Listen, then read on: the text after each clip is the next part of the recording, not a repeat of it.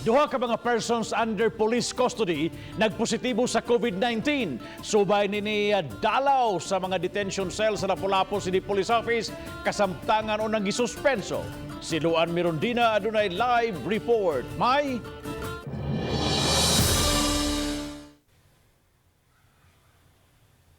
Bab, human migawas ang resulta sa swab test niadtong Biyernes sa hapon sa duha ka mga persons under police custody. Gibalhin gilayon sila sa bagong custodial facility sa Lapu-Lapu City Police Office nga wala pa magamit aron usab sila ma-isolate.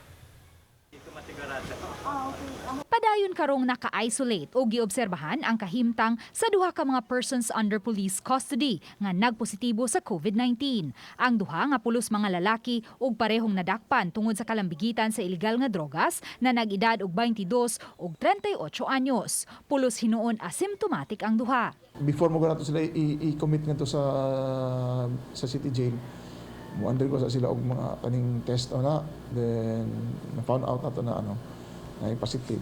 Na-disinfect na usab ang kasamtangang custodial facility sa Lapu-Lapu City Police nga mo'y gipahimutangan karon sa 124 ka mga persons under police custody. Subay niini, temporaryong gikanselar ang mga dalaw. Sukad niadtong Domingo, dinhi nilang kutob ang mga dalaw. Ang dala nilang pagkaon, i-inspect una sa mga pulis sa dili pa kini ihatod ngadto sa selda. Ang pulis nga mo'y tigdawat sa dalang pagkaon sa mga kabanay sa dinakpan, ang mutunol usab niini ngadto sa pulis nga mo'y nagbantay sa selda ug ipahimutang ang pagkaon sa pultahan sa custodial cell. Napaubos na usab sa swab test ang duha ka mga arresting officer ug karong hapon gilaumang mugawas ang resulta sa ilang swab test. Apan wa na gipaubos sa swab test ang 124 ka mga persons under police custody nga anaa karon sa selda ug gi-assume na lang sila nga natakbuyan na usab sila sa virus. As per Dr. Lorencia, among consultant sa kanang sa city, as per advice niya mo kay pareha sa atong gibuhat sa BGMP kay institutionalized man siya ma'am.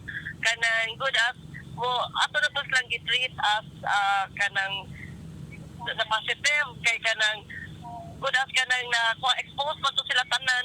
Palayo lang ang bantay. Di man to pwede ko distansya lang. Yeah, with the PPEs. Sa pagkakaroon, misaka sa 58 ang active COVID cases sa Dakbayan, human may natalang na po nga nagpositibo niadtong Sabado ug usa kagahapon. Pabiling anaa sa 2,525 ang recoveries, samtang moabot na usab sa 2,696 ang total COVID cases sa Dakbayan sa Lapu-Lapu. Wala gid siya kay trend nga musaka ba murag kana bitong pasabutan na ang mga kanang cases niya wala gyud ingon nag-trending ang murag ni saka na kay karong gagang hapon usa ra man kabuk among case.